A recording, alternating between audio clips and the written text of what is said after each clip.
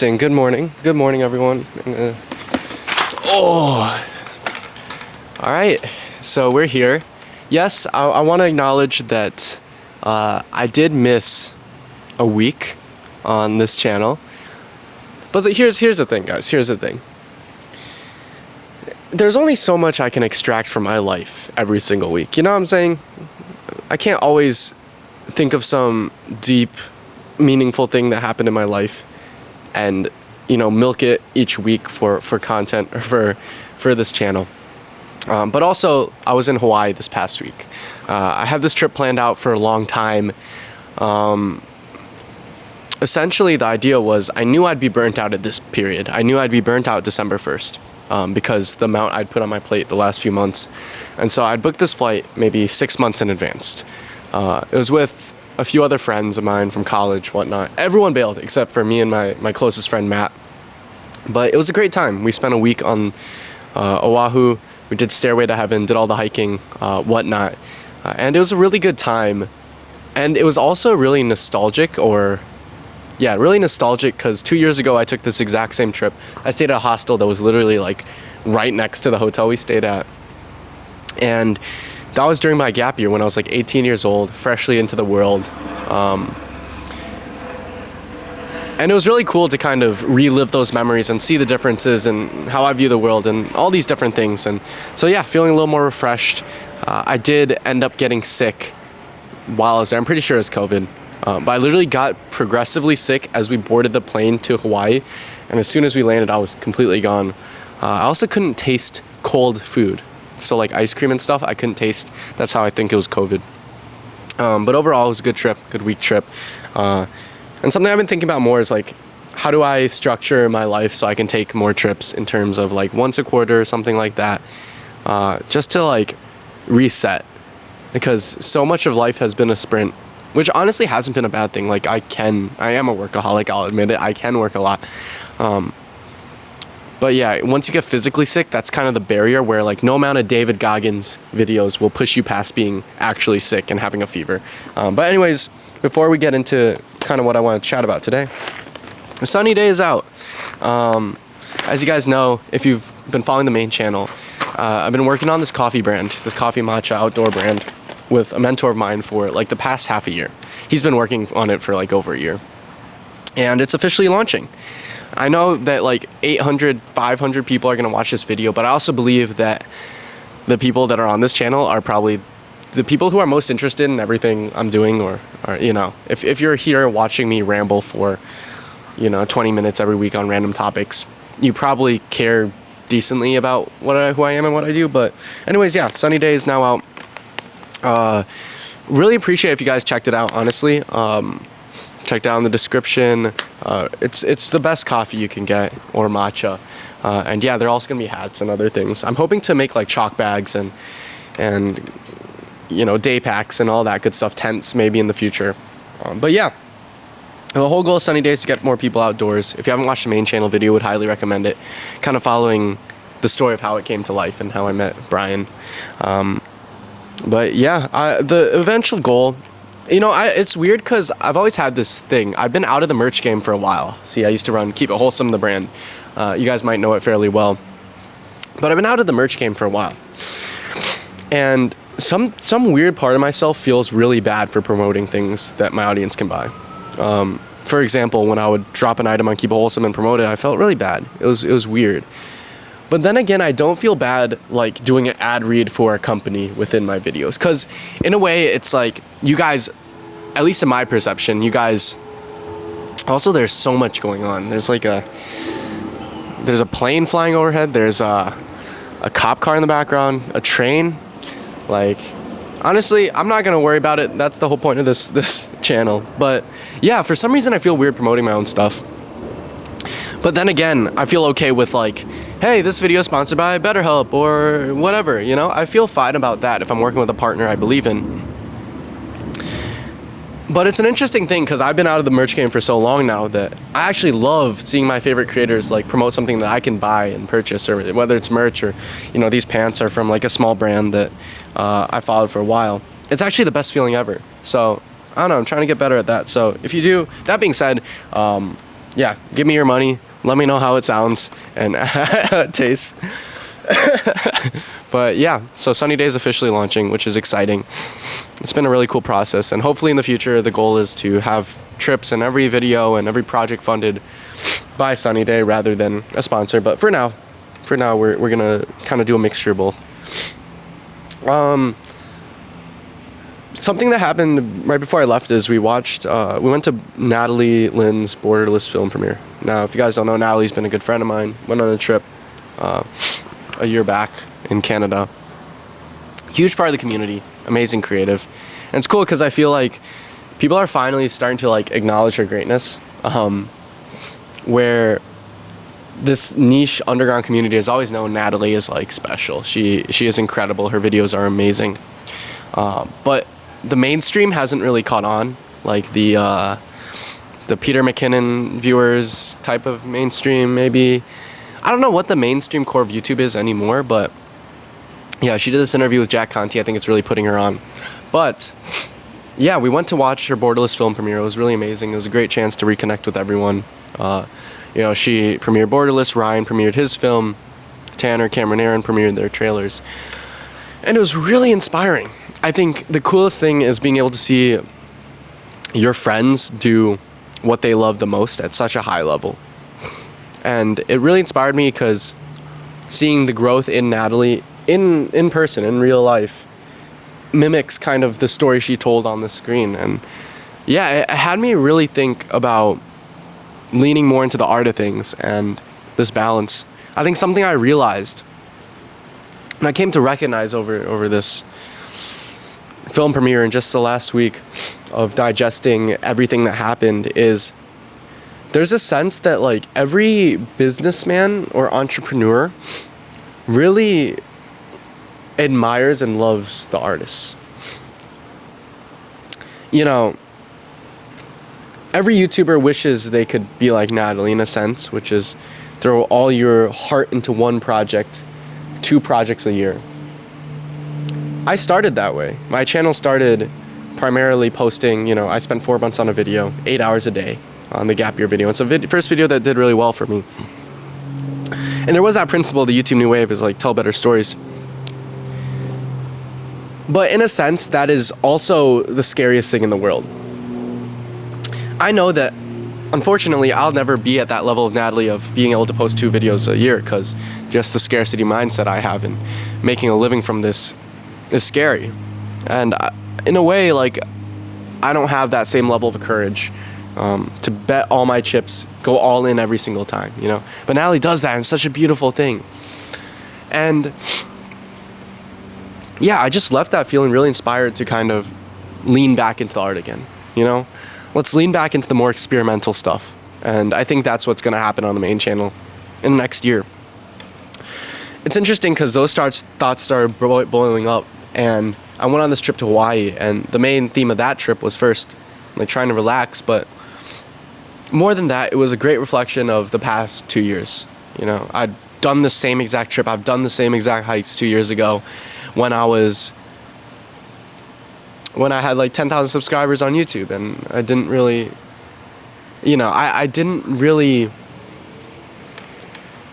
know what I was doing fully. And it was crazy to kind of see the differences in my own perspective of how I see the world back then and how I see it now.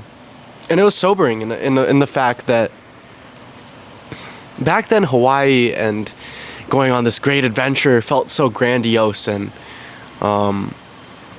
felt so adventurous. But now I find as you get older, I'm just like, oh, this is a trip to Hawaii, and it's not this huge adventure. Which, the intention wasn't this huge adventure, but it was a scary feeling of, does life get more dull as you get older? Do things turn a little gray as you get older? Which is a very depressing thought. Granted, I'm 21, I'm not too old. But I see it in a lot of my friends and, people who graduate college, start working, is like there's this deflation that occurs.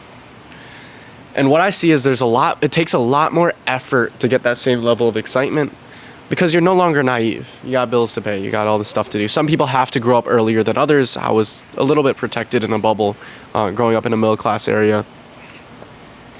And college itself is a bubble, obviously. But it was just weird to be like, oh, this is Hawaii. And this is going to sound really ungrateful. But I was just like, oh, like, it's just a place you can travel to have a vacation. It's not this grandiose, mystical world that I've never been to, that I did one of my first solo trips to. And what I came to the conclusion of was, first, it's almost like life when you get older, as you grow older, goes from every direction you're going having this immense, like, colorful energy and spirit, to now you're handed like a coloring book and you're given all the crayons, and now it's up to you to color in between those lines. And I think that's how life is now, and that's how I see it, is more of how do you intentionally create more moments of color in your own life. And now you're responsible for that, which is really exciting but also scary because it's no longer handed to you, you know. You have to decide what you do on the weekends. You have to join a club, join a running club, join a community, build a community. Life is so malleable now. And it also had me thinking, this trip to Hawaii also had me thinking, things need to change. Things are gonna change.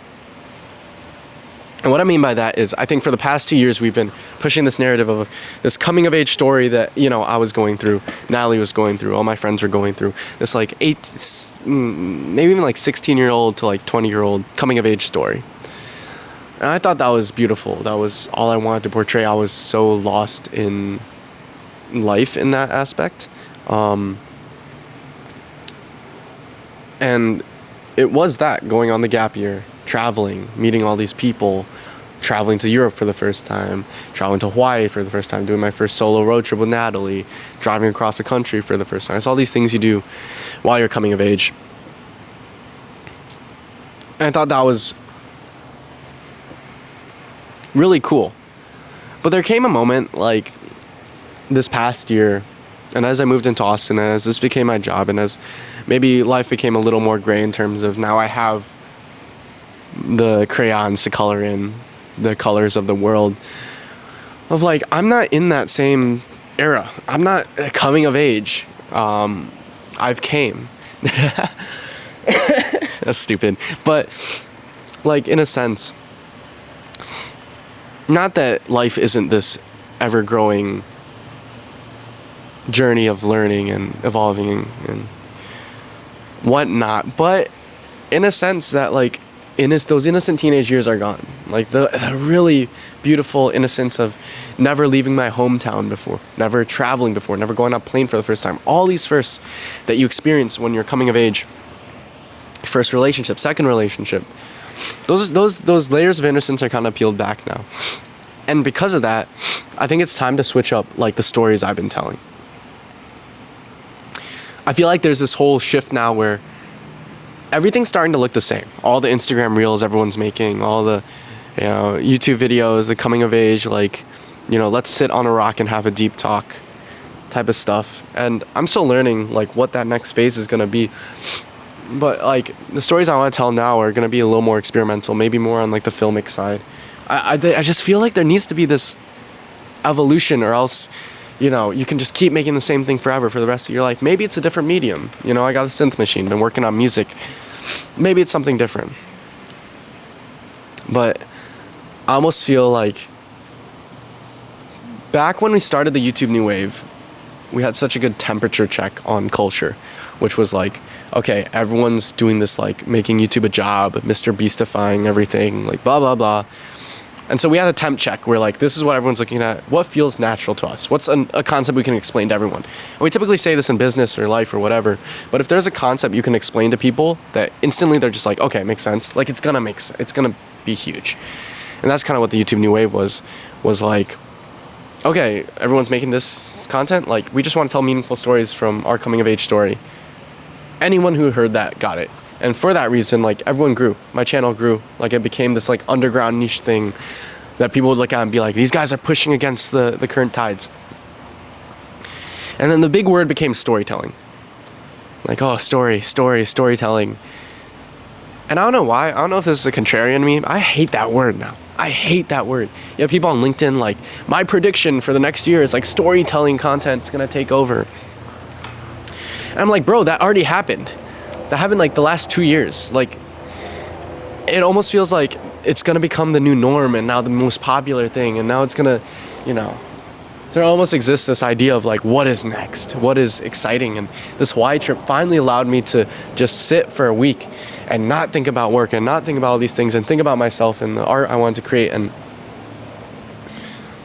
almost realize like, now it's time to pivot.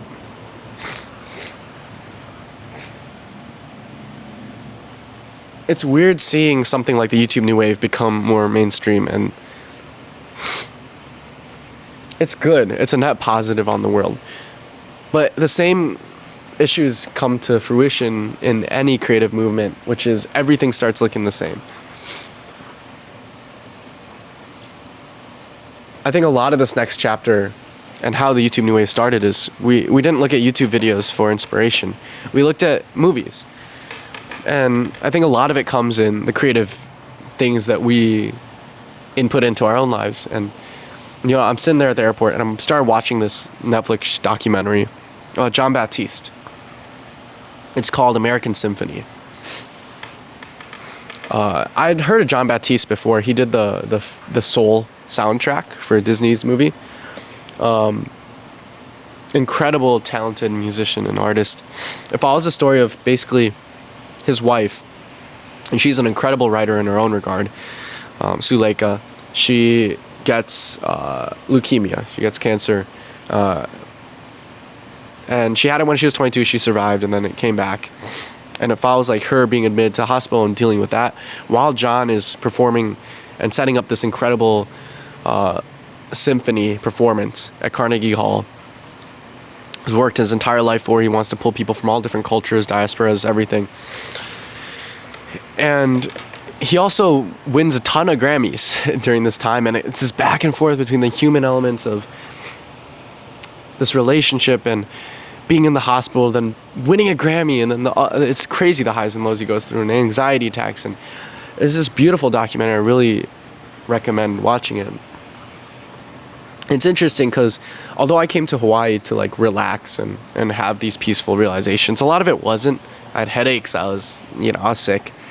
It wasn't until I watched that documentary in the airport, and as I was taking off from San Jose in my layover, looking down at like the lights over the entire city. We took off. We did a nice, right turn bank.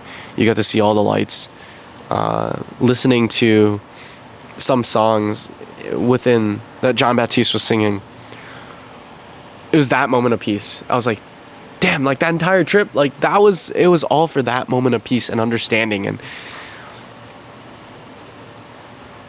which makes me feel like I wasted this Hawaii trip in a sense, but like no, like all of that congregated up towards me being able to have like free creative flow within that moment in San Jose. And all this to say, I think I've been listening to like Nat King Cole and like these old time artists and musicians and Billie Holiday and all that stuff, and that's something I've never explored. But through this documentary about the American Symphony, about John Baptiste, like he was able to introduce me to all these artists, and in a way where it hits. Sometimes it doesn't hit. I remember when Playboi Carti dropped, what's a Dial-It? Was that the album? I think it's not Dial-It. It was Dial-It too. Like the first time I listened to the album, I hated it. But sometimes you like hear it in a car, or you hear it in the context, and all of a sudden you love the music. I think the context of like that documentary and him singing Nat King Cole with his wife on Zoom call while she was in the hospital, like now I love these songs. All that to say that if you guys are creating meaningful stories and all this stuff, let's take it up a notch. Let's everyone's done the coming of age story, like that sort of thing. Like what is out there? What's next? Pull from these different inspirations. At least that's what I'm going to try to do moving forward.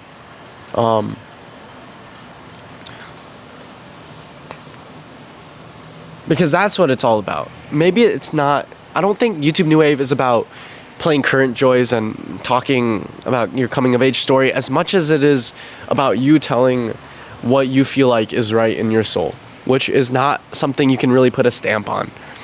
You know, you might want to make gaming videos, and maybe that's YouTube New Wave, because that's like, it's the concept that stands still through all this is the idea that it is created in the hope and understanding that we will create what we feel is necessary from an artistic standpoint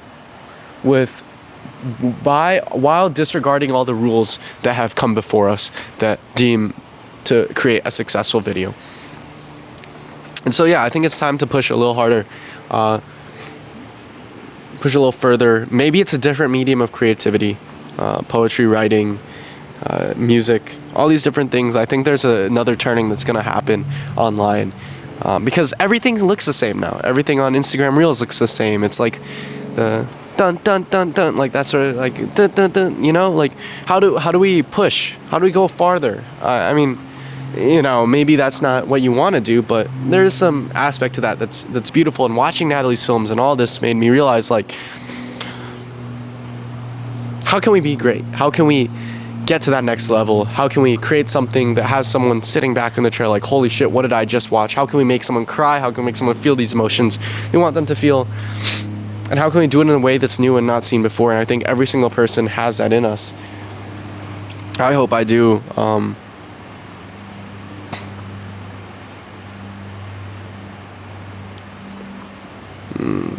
And how do we have the courage to, even if this is our jobs, to experiment a little more?